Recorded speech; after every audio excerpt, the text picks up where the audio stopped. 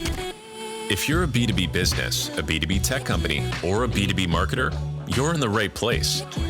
Coming to you from Studio 26, this is the Interesting B2B Marketers Podcast, bringing you interesting contemporary takes, industry tips, guest interviews, and true stories from B2B marketers in the trenches.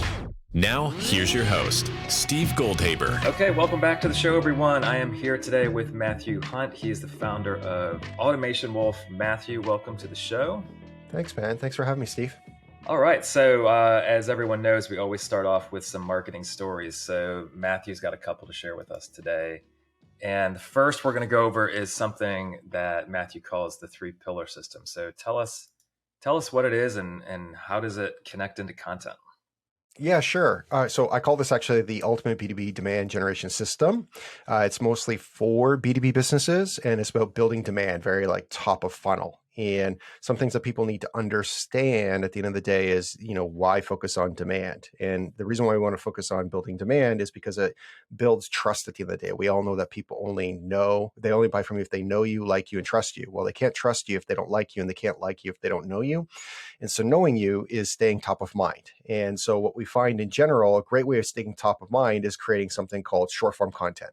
This is where you can add value to people on a regular basis. And it can be done in lots of different places. Today, generally speaking, it's done in social media. And if you're in B2B, your probably number one social media channel should be like LinkedIn. Now, for people to really trust you, okay, you need some sort of long form content. So that's like pillar number 2. This is something that's like a podcast, or it could be a webinar or a workshop, something where they spend an hour or longer with you. And then the last pillar is controlled form. This is where you can stay top of mind without feeling like you're actually marketing to people, because nobody likes marketers and salespeople. Nobody wants to be marketed to or sold to. Evil. And so we're all evil people. Yeah. We're all evil people. And we need a way to be invisible with that. And so there's ways of doing that today online in social media. You can do it with pixels and watch time and really interesting ways like that. You can also do it through things like community or doing other things like a channel partner program. There's all kinds of ways of going about doing that. But the point is, you're putting people into a system where it doesn't feel like marketing and sales. But again, you continue to stay top of mind, because the reality is 97% of people are not ready to buy from you right now, but they can buy from you at some point. Now, if you own the relationship in advance, where they know, like, and trust you, when they are ready to buy and they're ready to address the marketplace, you're more likely to be their number one choice to go to.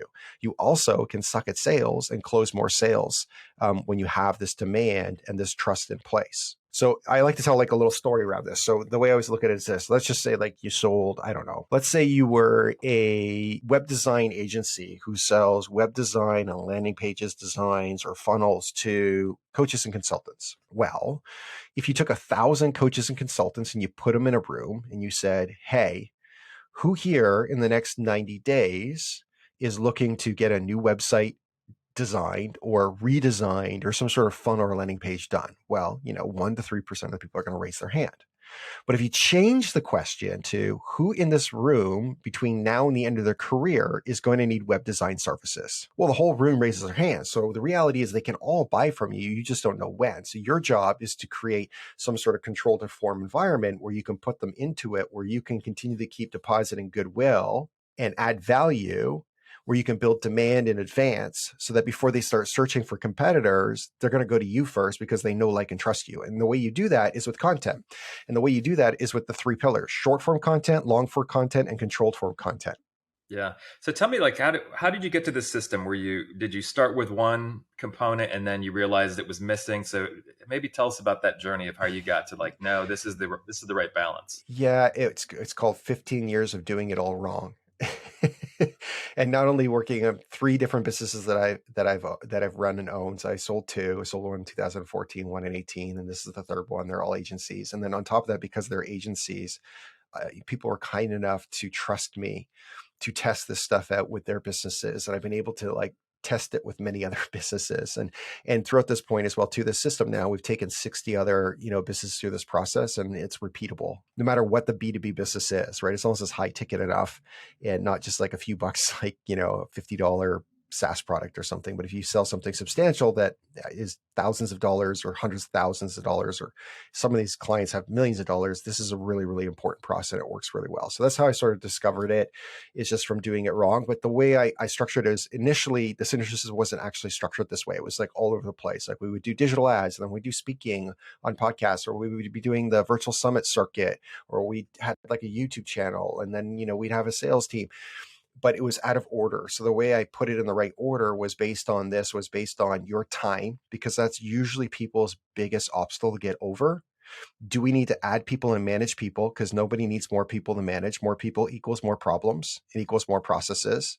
It takes a long time, as well as like budget. And then we cross-reference that to impact. And so what we're looking for, what is the lowest amount of effort that we can put in with the highest amount of impact, is usually where we start. And so what I've learned is there's sort of three to four stages to this. So I usually call this like, hey, you need to first develop your one-to-many selling system. This is where you start to show up for the first time. And generally speaking, for most B2B businesses, that's going to be on LinkedIn. So you need to get your personal brand on LinkedIn organic game down. You need to create a LinkedIn conversion event, and you need to get your LinkedIn ads down. That would be your show up stage in your one-to-many selling, because you don't need other people to do it. And a busy CEO or founder can easily do this. So when they work with us, I only need them for an hour and a half each month to be able to do this system. They don't have time to do that. They don't have to hire more people. They don't have to manage more people. Once you get through that stage, you're going to move into what we call sort of this share up stage, which is where you're going to start to do content networking. This is where you're going to do like interviews, expert ask me anythings. You're going to start building out your own community and do a micro course. It requires a little bit more energy, right? Of course, it's going to give you bigger benefits. It's not just based on you anymore, but the reality is now it's taking more of your time and budget to do those things. The impact is higher, but you don't want to skip the first steps, because I found that if you skip the first steps of doing the basics, the simple things, you're not going to be able to do the complicated things, right? At the end of the day, I think there's a saying that says, simple scales, fancy fails. We always got to get back to the basics, the foundations first. Yeah, I want to talk about LinkedIn. I mean, I've been on LinkedIn for a long time, Sure. and I've worked with them when I was one of their clients. I'm a LinkedIn advisor now for the last couple of years. My challenge on LinkedIn is always they're trying to evolve their, what's a post, what's a long form article, and what's really challenging is like every 6 months to a year they'll tweak the algorithm to kind of to their advantage. If they want to, when they launch documents, now they're going to like put all the views on documents. Years ago when they launched the blogging platform, they threw that there. And the challenge for me as a marketer is always, there are things that I want to do that are the right things for like what the user is, but LinkedIn will just not give you as many views. So you're kind of caught in this trap of like, oh, I'd really love to do this, but it's not as good from an exposure standpoint. So I'd love to get your thoughts on like, how do you balance we're doing the right thing with LinkedIn's like, we're going to decide not to share this type of content with more people? Yeah, sure. Well, all social media platforms change, or they change the way content or the formats that consumed. I mean, their agenda is to keep users on LinkedIn, period, for longer. The longer they stay on there, the more they consume it, the more abilities they have to make from advertising. And those are their core metrics. So you have to understand that you want to do that. So it doesn't matter what the format changes to, you just adjust to it. The point is, like, if you're in a social media news feed, like most social media networks, just remember whatever content you put there needs to be snackable. Like, we're there to, either procrastinate or to be in discovery mode. And so you must deliver it in the way that people want it. You also don't want to send people off of LinkedIn. LinkedIn doesn't want that. Users don't want that. You're creating additional friction. You don't need to. So one is getting your organic snackable content down. But if you're not connected to the right people with your message, then the organic content's not going to do great. So you also need to be connecting with the right people. You need to build the right network digitally, right? And even if you don't, there's a way of fast tracking it. So a lot of times, sometimes we'll have clients who start doing content and it's like, it's just doing okay. Well, they're not connected to the right people. But then if I take that content and I run ads against it to the exact right people, because what's great thing about LinkedIn and ads is you can give me your dream 1,000 list of companies you want to work with. I can take the company name, upload it, get a matched audience, cross-reference it with the titles or the senior leadership that you care to speak to, and guarantee that your content to be seen. And I say content, not ads. The mistake people make with this is they run direct response ads. It doesn't work. They don't know you. You're a stranger.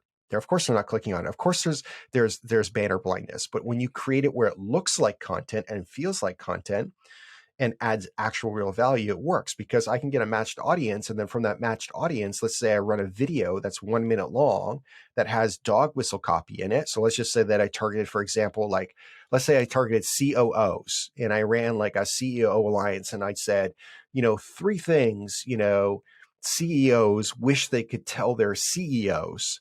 Well, that dog whistle copy is going to stand out, and it's a 1 minute video that adds some value in that relationship on how CEOs and COs integrate and work together. Well, it's going to get their attention, and it works really, really well. And then what I can see is if they watch 25% or more of that video, I can create another audience, and then I can do a waterfall effect, because then I can create a video that's 2 minutes.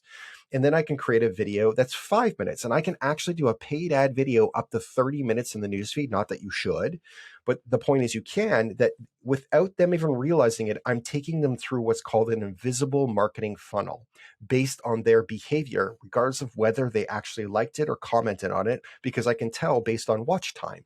That's very, very powerful. Then they can get to know, like, and trust me. And if you do it well with a small audience, what ends up happening is you look like the big fish, in a small pond. They don't know that. They think you look like Coca-Cola.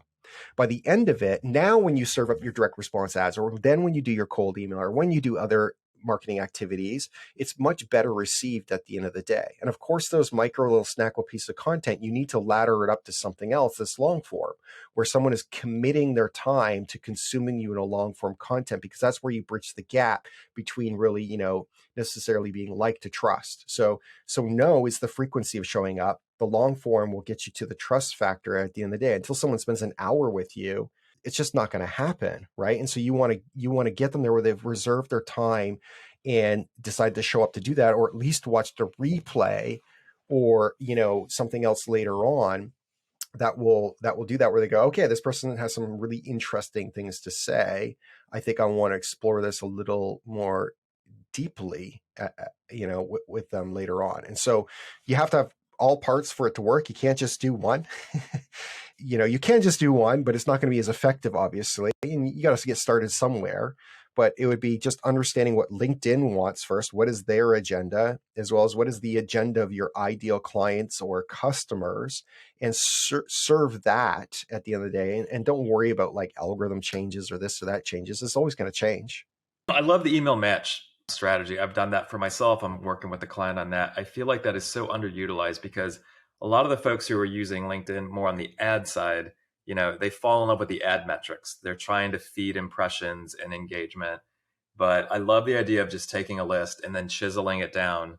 And then ultimately what I call it is it's the warm the door approach, so that if you want to engage your sales team, now you've got a list to say, hey, for the last 2 months, we've been running these programs. So when you do your outreach, whether that's a phone or email, you should get that like, oh yeah, I know who you guys are, right? And that's a big moment. Once you can cross that, oh, I know who you guys are, you've at least got another 5 to 10 minutes on the phone or whatever to secure it. So I some people aren't big fans of the email matching. I love it. I totally recommend the email matching. Yeah, it works very, very well.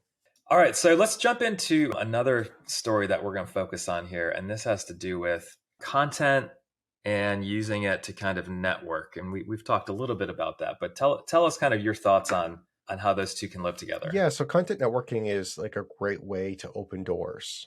Anytime you ask to interview someone, it's kind of ego bait, but it works every single time, right? And you can do this through like micro interviews. You can do it through podcasting. You could do it through a virtual summit. You could do it as just like an ask me anything. You can invite them into your community. It's an evergreen strategy. It's never going to go away. And the concept is this: it actually works a lot better to create leverage for you, because it moves you from being, no longer being the talent, the expert, to being the talent scout. And what ends up happening is it works really well. And this is not a new strategy. Like Oprah did this, Tim Ferriss has done this, Joe Rogan has done it. What are they experts of? Experts of absolutely nothing. But what are they really good at doing? Curating really smart people to come in and ask them questions to teach their community what to look for and look out for. But what ends up happening is you end up having sort of like you as the host, okay, or your brand as the host, and you have a really smart guest. Well, then that guest goes away. Another smart guest comes in, and another smart guest comes in, and another smart guest comes in, and you are the fixture that's there. And what ends up happening is you have the law of transfers taking place. So all their expertise gets transferred to you. So if you take an example of someone like even like Tim Ferriss, except for his very first book, I believe, don't quote me on this, all the rest is curated information from his guests. Like he didn't even create the information of the book. He literally just crowdsourced really smart stuff with the same question most of the time. And he literally asks the same 3-4 questions every single time to like 50 different people and becomes a New York bestseller. And he's the one that everybody remembers at the end of the day. So the mistake that people make all the time is they're too busy trying to be the expert or be the talent when really they should think about being the talent scout. And there's two different types of people you want to interview. So there's one that you can, that has a bigger brand than you. So you can up your brand by interviewing them because they already have more audience. So you can tap into their authority plus their audience. It's called OPA. Most people know what OPM is, other people's money. But today, in today's marketplace, 2022, we're speaking of, and I imagine for the future going forward, what's more important is building actually an audience and authority, because if you own that, then you're a media company. And that's where the money is made today. Because if you have trust with a group of people, you literally have a license to print money. So that's one way of fast tracking your results to get known, right? And to have higher status without actually having to be the expert. And the second part of interviewing is a lot of times you don't have to do it at a grand scale. You don't need to be Tim Ferriss. You don't need to be Gary Vee. You do not need to be, some of these big brands. You can have a very small micro niche and you can just interview your ideal clients. And a lot of times they will come in and at the end of the day, like interview them is really just a fancy discovery call without the sales pressure. Because your first call really should be like that. You're asking about their business, about them, making them feel great, learning about, what's important to them, and them getting to share off how smart they are with what they've done so far is a great first call. The only difference is you not only get to fast track the relationship and fast track the trust by doing it, the best part is you get your content made for you.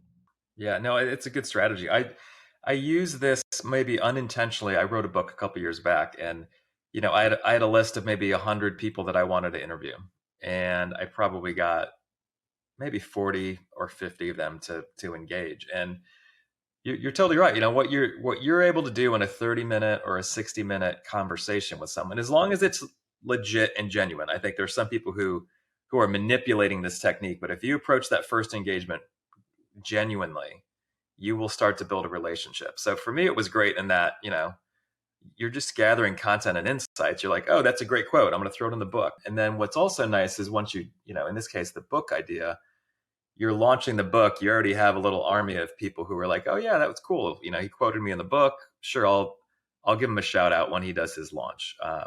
So I think what you're saying is really good as it relates to anything, whether it's a podcast or a book.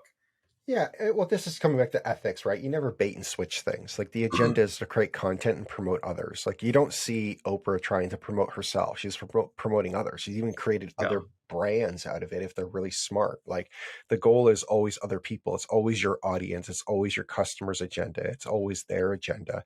The byproduct is that if you do that and you have the right intentions, it always seems to just come back in spades to you, that it works really, really well. So, but you're right. There's some people who lead into it as like a sales thing and they have no intention of doing anything else. And that's a really bad intention. So the goal should be to create content and to promote the others. The byproduct is you fast track the relationship and build trust. And you end up, getting more sales or referrals at the end of the day, So, and this works in an offline environment too. So like one of the core strategies I used at my second agency to move into Fortune 500 companies, because they didn't know me. I ran a mastermind CMO dinner and there was no agenda. So the only agenda was that they could be around each other, because I knew that birds of feather flock together and I knew they felt alone in the role. So I would cold email them and say, hey, I hold a once a month, CMO dinner. Dinner's on me. Come on out. I would host it and get them talking. 0 pitches of my services. I got to learn a lot about them. And at the end of the dinner, they're always like, hey, Matt, you're a cool dude. Yeah. What do you do? And I'd have a good answer. And it would lead to referrals, or at least they pay attention to my content. And sometimes it led to deals. So it was a great door opener. So it's like anything. There's people who are really good at networking. The ones who are really good at networking understand how to build a real, true relationship. They actually genuinely care about people and they have some ethics to them, right? But of course, there's people who go to networking events and they just do there to kiss babies, shake hands, and try to close deals. Well, usually it doesn't work out very well for them, or their reputation gets ruined at the end of the day. When they leave the room, you know, not nice things are said about them, which is not great because you've only given one name, and you want to use it wisely when you're out in the world. So yeah, no bait and switch. Like, obviously lead with Yeah. the right intentions. All right, cool. Thanks for sharing that with us. We're going to jump now into the interview side of kind of who you are, what your background is. I know that you started out. There's so many marketers I've interviewed for this podcast that are not marketers, right? I was yes, I got a degree in communications. I knew that I wanted to do that. Started in theater, right? So tell us kind of maybe your path of where you started and when you hit that moment of like, no, marketing, working at agencies. That's what gets me going. Yeah, so I mean, I think I was always an entrepreneur, but just didn't really know it because I wasn't raised around any other entrepreneurs, but I was always solving problems throughout my life. So even though I was in theater, I was even a lot of times not only just performing around the world and doing different things, I was often ended up being the producer and the director and raising the money for it and getting the funds for it and selling tickets, doing everything. I just sort of did things. And even as I had jobs, through that decade in between theater gigs, it was the same thing. I would always end up going to like management or solving problems or bunting heads with the owner going, why are we doing this silly way? Like, why wouldn't we do it better? I could just find ways to optimize it, make it more efficient. I even do it at home. Like even, my poor wife, I'll bicker with her and say, you got to load the dishwasher the right way because I unload it the next day. And if it's not loaded the right way, then I have to dry certain dishes, right? Like that's how weird I Yeah. am about these things. I just solve problems and make things more efficient. But what ended up happening was I was in theater and I got tired of doing some of the other gigs and I discovered commission-based sales, selling ATM machines and POS machines. I was like, oh, I could just make my own hours, go out and knock doors and close sales. And it was like a good commission. Plus I had a residual income, which I'd never really heard about before, except for my acting stuff where I get like paid commissions for doing a commercial or doing a movie, which was awesome. I still actually get commissions today from movies I've done. That's kind of Nice. cool. Like Nice. it's been 20 years later, not a lot, but Yeah. it really proves the point about residual income, right? So my eyes started opening to that idea. And the challenge was, even though I was good at sales and learned everything about sales, I still knew it was not the most efficient use of my time. And so I started optimizing things. So instead of going door to door, I started, doing cold calling from my house and setting up all my appointments in one day to smack them up and close them. And then eventually I tried different things. And eventually I read a book called Perry Marshall's Definitive Guide to Google AdWords in like 2007. I was like, people are online. And I got a friend who knew how to build a website, and that was the landing page. And I learned how to do ads. And then I started becoming an order taker. And once I kind of learned how to do that, I became the number one salesperson in that organization without anybody knowing how I was doing as a straight commissions person. And I hired a friend to actually take the orders for me. And I consumed everything I could about marketing, every single thing for 3 years, and eventually started my first agency in 2010. And it started with small businesses, and I got to practice with small businesses and grow them for 4 or 5 years. And then I exited that business, and then I moved into another agency because I realized, oh man, you can get paid $50,000 a month, or you can get paid $5,000 a month for the same work. And in fact, working with Fortune 500 companies, the impact is bigger and it's easier and slower to do than it is working with the local lawyer or the local plumber. So I was like, that's a better business model at the end of the day. And then I exited that one in 18. And then here I am. I got bored as an entrepreneur, couldn't wait to get back at it. And I work mostly with my peers. So people who, build those types of businesses, mostly agencies. Now I coach them and help them through that and help them with their marketing, because most marketing agencies actually do not know how to market their own business, or they suffer what's called the cobbler's kids goes with no shoes syndrome, which means they're so Yeah. busy taking care of their team, their clients, they don't have time to do their own marketing. And even though they're a marketing agent, to make it accountable and get it done, they need to outsource some pieces of it to other people. Well, I'll ask you a question. So, like, when looking at your path of, call them like sprints for lack of a better word, when you do these things every 3 to 4 years, do you feel like that's kind of, I see a lot of entrepreneurs in that zone of like, they go all in for 3 years, they take it as far as they can take it. And then they're kind of just, they're kind of like, all right, I'm tapping out, right? Just because I've pushed the limits as far as I think I can. And now I'm on for the next challenge. Do you find Sure. that true? I think everybody has different seasons, different timing. For me, every story is a bit unique on how it came about. But I do believe that it probably takes at least 4 or 5 years to build something great. And so I think when it comes to building a business, there's probably 4 or 5 stages to every business, and it takes about 1 year to do each stage if you know what you're doing. And so the first year is usually go to market fit. Like you find something that people want and is easy to sell. The second year is a startup stage. Now you start to get a few more clients than just a few or a dozen who validated that this is a good product or service. And now you need to work on delivery, to do that. And so then out of that first year of startups, you got to get yourself out of delivery. So then you're only focusing on marketing, sales, and talent acquisition. So now you're at the stay up stage. Then you got to work yourself out of marketing, sales, and talent acquisition. That gets you at the scale up stage. And then once you start scaling for a little while, which means that you can prove that you're no longer needed in the business, that means you start moving into real big business problems. And you would obviously need to be profitable at the same time as well, too, extremely profitable. And then you can focus on other things. And you have a lot of different luxuries. And each one takes about a year to do. Now, some people get stuck in certain ones. Like I run into entrepreneurs all the time who are still stuck in the startup stage. They've been doing it for 12 years. And without them, it doesn't run. They might make good money, might be a good lifestyle business, but the reality is they're still in delivery. And maybe they don't do all the delivery, but even if you're in 20% of the delivery, you're not out of the startup stage, right? So it's just not going to happen. So you just have to realize where you are. And I've been at various different stages. The furthest I've gone is scale up in one of my businesses. This one right now, this business that I'm in the startup stage right now. So I'm still in 20% of delivery. And by the end of the year, the goal is to get out of that so that next year I can just focus on marketing and sales and talent acquisition. And the good news is we don't have any problems with getting customers right now. So it's not a pain point for us at all, which is that's where it really should be. The biggest pain point is making delivery flow without me as well as it would flow if I was in the business. And so we're just obsessed about that, delivering the most best product and service possible and making sure that clients are 100% successful and that it's perfect and everybody feels really confident about it. And there's not just one person who can do it. There's many people in the company who can do it. So if there's any, employee turnover, you're not sucked right back into the business, right? So you can work on the business versus in the business, all these things we hear all the time over the years. Yeah, I like that. So, I mean, one thing I can relate to in that is when this is my 5th year for 26 characters. We're a content marketing company.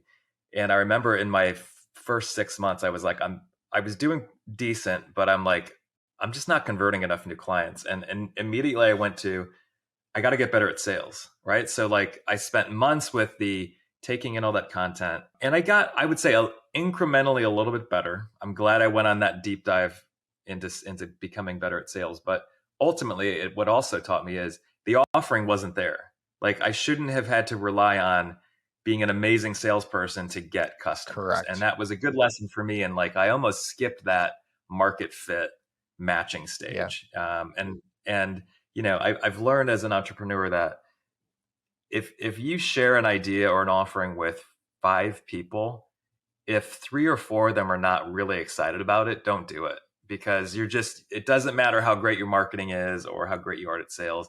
You're just not going to get any traction. 100%. So this last business that I started, I did not even build anything or register a company or anything. I mean, I have a holding company, so I could just still make some sales on stuff, but I just went to my warm network. There's no website. And I just pitched, 20 people the service and I had them vote with their wallets. I give them money. I just called it a beta. Like, look, I'm going to do this. Like the price is going to be double this. If you're okay with some kinks and doing this with me, my reputation and this and that, let's go. And then once they did it and I could see that they're extremely ecstatic and happy, I was like, okay, we're on to something. Time to build a landing page. And that's all it was. Put some testimonials on there and rinse and repeat and get better at delivering the product. And that was it. And I really loved that, where in the past I probably wouldn't have done that. I would have built the website and the landing pages, did all this other stuff and all this sort of busy work.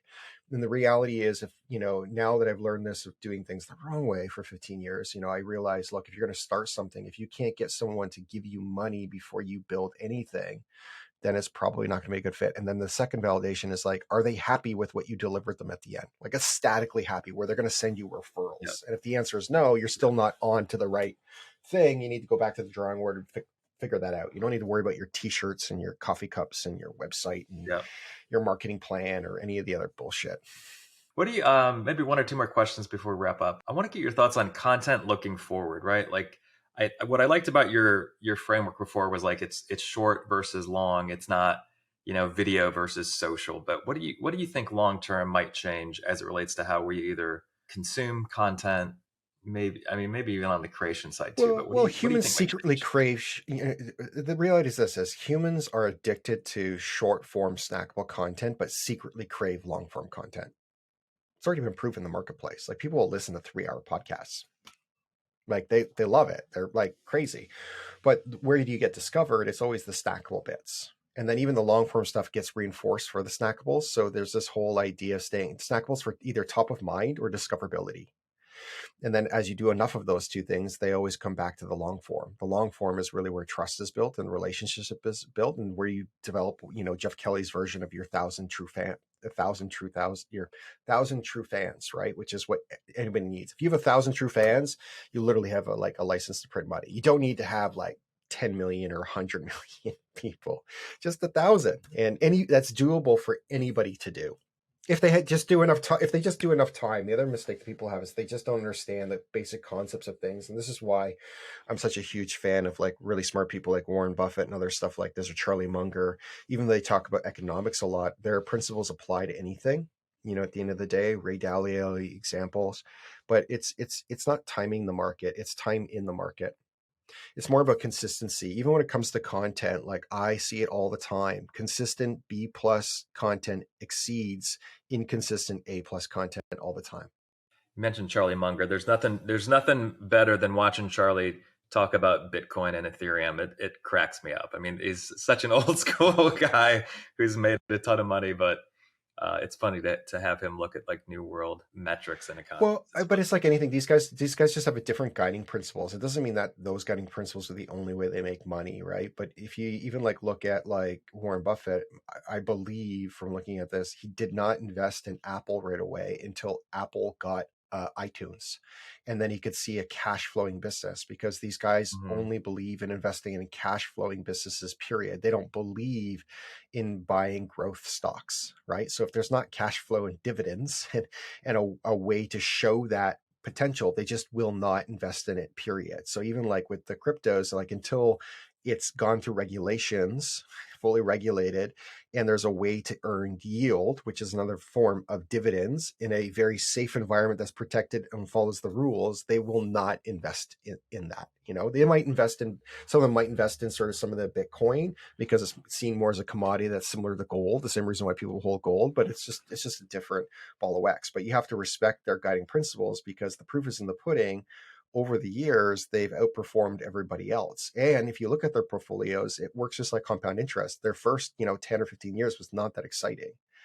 It's after they had put in enough time, 15, 20 years, and then you see that hockey stick growth. But the problem is most people just don't have the patience to do that. Most people are not Jeff Bezos, who's going to reinvest in their business over and over again and not take a penny for 20 years. Like, so most people just don't have that vision. And it's because their time horizon is, their time horizon, most people's time horizons is like literally in hours, days, weeks, months, never mind years. Like even hear people write vivid visions, like the most they say write it out for is 3 years, because how do you know what your vision's going to be? Because people just can't see beyond it. But those that can see beyond that and understand that it's like in decades, those are the ones who win all the time. And it's just because their time horizons and their ability for delayed for gratifications and patience is just so much higher than everybody else's. So really the root cause is your impatience is why you're failing. What's a big pet peeve of yours? When you see it in the industry, what's something that you just wish you could change because it annoys you? So it's the entrepreneur thing, building all this shit and doing this busy work before going and getting some sales. So nothing happens until you make a sale. Everything else is noise.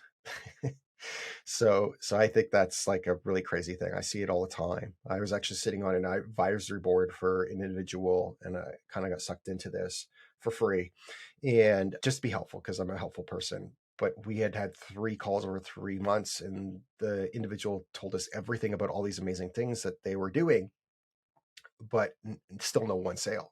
It's like, what's the point of having this call? Like, how can I advise you? I can't even like help you if you don't even have a client, right? Like, this is silly. This is ridiculous.